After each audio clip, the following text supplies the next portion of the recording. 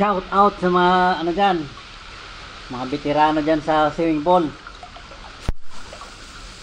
Saka yung magagaling dyan. Linis na yung swimming pool. Ang swimming pool na to, walang tungtungan. Yun, mayroong tungtungan doon. Saka dito lang. Nilumot yung mga pagitan ng ano, yung grout, nilumot. So kailangan natin sisirin. Pero kung dapat mayroong tungtungan, kahit dyan lang, pwede ko na sanang mabrush yung pagitan. So sabihin nyo na kung gusto nyo sabihin. Pero kung kayo ang nasa sitwasyon ko, malamang sa malamang sisiding kayo. So wag natin patagalin, sisirin na lang natin. At saka hindi pwedeng hindi pwedeng lagyan ng muriatic kasi may bisita tayo agad-agad.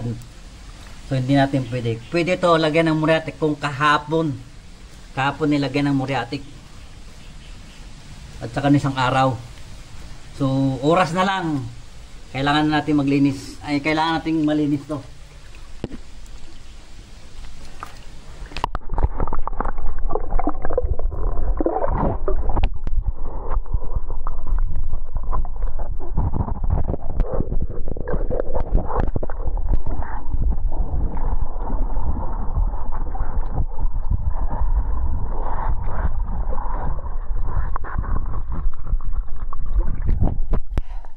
Kala nyo, madali maglinis. Kala lang, tingnan, madali. Mahirap gawin.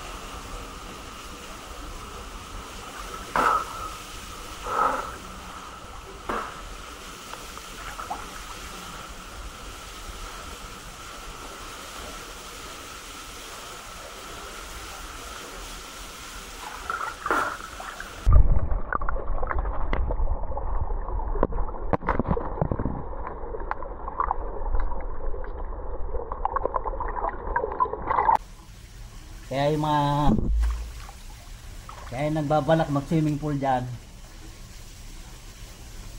tapos hindi nyo ma-maintain ng maayos, nagtitipid kayo, wag ka na mag swimming pool.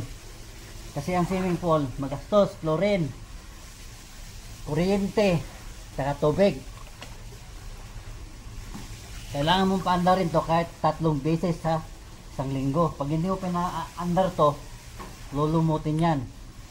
Ngayon pag nilumot yan, gagamit ka na ng muriatic. Gastos yun. Nasabi ko lang to kasi hindi naman ako magaling. Experience lang ako. Katulad dito, lamig-lamig. Kailangan mong sisirin. Ngayon kung mapira-pira, lagyan na lang natin ng muriatic to. Okay na, goods na yun. Hinihilig na ako. Bye-bye.